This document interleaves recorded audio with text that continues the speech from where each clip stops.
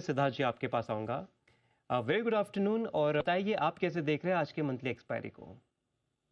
नमस्कार अंश जी, good afternoon. बिल्कुल अंश जी, देखिए अगर हम निफ्टी की बात करें अंश जी, तो कल की कमजोरी के बाद बहुत इंपॉर्टेंट था अंश जी, मोमेंटम में अगर फिर से निफ्टी को लौटना था, तो ये देखना कि 26,000 से ऊपर निकलकर निफ्टी कुछ देर टिक पाता है या नहीं। आज ऐसा बिल्कुल नहीं हुआ, तो ये अच्छा सिग्नल तो नहीं है इंडेक्स के लिए। पर दूसरी तरफ जैसा कि आप कह रहे थे अंश जी, की थोड़ी सुस्ती के साथ साथ ट्रेड हो रहा है, क्योंकि जब हम डेटा को देखते हैं कि दोनों तरफ का डेटा इक्वली स्ट्रॉन्ग बिल्डअप हो रहा है। तो इस वजह से बहुत जो इंपॉर्टेंट लेवल्स हैं उन पर नजर रख के इस समय हमें हमारी स्ट्रेटेजी को तैयार करना चाहिए। मैं दो लेवल्स आपको बताता हूँ। नीचे में 25,950 स्पॉट के लेवल्स हैं। नीचे में 25,950 को अगर निफ्टी तोड़ता है तो फिर डेफिनेटली हमें ये जो गिरावट है थोड़ी और गहराती हुई दिख जाएगी टुवर्ड्स 25,850 और 25,800। तो 25,950 पर हमें नजर रखनी है, उससे नीचे हमें बेचना है। और ऊपर में आज का जो हाई है 26,025, उससे ऊपर अगर निफ्टी निकलता है तो फिर हम फ्रेश लॉन्ग पोजीशंस निफ्टी में बनानी शुरू कर सकते हैं, क्योंकि फिर बहुत तेजी से हमें 26,100 की तरफ निफ्टी जाता हुआ दिख सकता है। तो इन दोनों लेवल्स पर आज हमें निफ्टी पर नजर रखनी है और उसके बेसिस पर ही अपनी स्ट्रेटेजी को बनाना चाहिए। ठीक है, तो निफ्टी का ये रेंज है, इसके बाहर निकले तो उस डायरेक्शन में ट्रेड लेना चाहिए। सिद्धार्थ जी निफ्टी बैंक में क्या करें?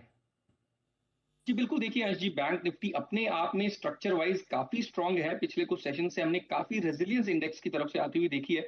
बट निफ्टी की तरफ से या ब्रॉडर मार्केट्स की तरफ से कुछ सपोर्ट बैंक निफ्टी को नहीं मिला, इसलिए बार बार 59,000 से ऊपर बैंक निफ्टी निकलता है और फिर भी बहुत अच्छे मोमेंटम के अंदर नहीं आ पाता है। इसलिए हमें यहाँ पर इंतजार करना होगा। वेट एंड वॉच की स्ट्रैटेजी ही बैंक निफ्टी में अडॉप्ट करनी है। नीचे में 58,700 का एक अच्छा सपोर्ट है। किसी के पास एग्जिस्टिंग लॉन्ग पोजीशन है बैंक निफ्टी में, तो डेफिनेटली 58,700 स्पॉट में उससे नीचे के स्टॉप लॉस के साथ उसे होल्ड करके चले। Fresh long positions bank Nifty में किसी को बनानी है तो 59,200 एक ऐसा लेवल है जिससे ऊपर बैंक निफ्टी निकले तो इस बार हमें एक अच्छे मोमेंटम के अंदर फिर से बैंक निफ्टी लौटता हुआ दिख सकता है।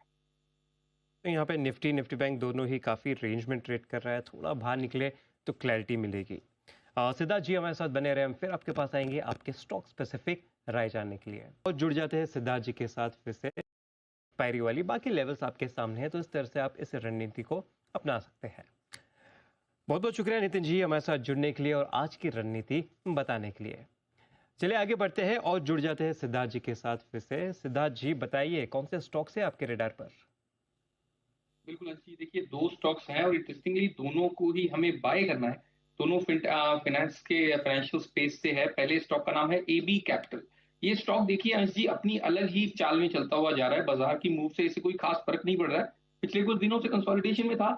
आज एक बड़ी चाल के साथ एक बहुत ही सुंदर ब्रेकआउट भी इस काउंटर के अंदर है। तो एबी कैपिटल के दिसंबर फ्यूचर्स को बाय कर सकते हैं। मैं दिसंबर फ्यूचर्स की अब बात करूंगा। अभी दिसंबर फ्यूचर्स का प्राइस 345 के आसपास में चल रहा है। स्टॉप लॉस हम रखेंगे 339 पर और हमारे टारगेट्स होंगे पहला टारगेट 360 का, सेकंड टारगेट 365 तक का। सेकंड स्टॉक का नाम है SBI, state bank of India. यहाँ पर देखिए अंश जी पूरे पीएसयू बैंकिंग स्पेस से हमें मजबूती दिखाई दे रही है। अच्छा मोमेंटम बन रहा है और यही मुझे लगता है आने वाले दिनों में बैंक निफ्टी को भी ड्राइव करेंगे। एसबीआई यहाँ पर बहुत अच्छा लगता है क्योंकि हजार के लेवल की तरफ ये काउंटर बढ़ रहा है, तो इसे बाय किया जा सकता है। अभी दिसंबर फ्यूचर्स का प्राइस 990 के आसपास में है। एसबीआई के दिसंबर फ्यूचर्स को हम यहाँ से बाय करेंगे। स्टॉप लॉस रखेंगे 980 पर, 980। और हमारे टारगेट्स होंगे पहला टारगेट 1020 का, सेकंड टारगेट 1040 रुपए तक। बिल्कुल एवी कैपिटल और एसबीआई पे यहाँ पे खरीदारी की सलाह आती हुई सिद्धार्थ जी की तरफ से। बाकी के यहाँ पे लेवल्स आपके सामने हैं, तो इस तरह से आप ये ट्रेड ले सकते हैं।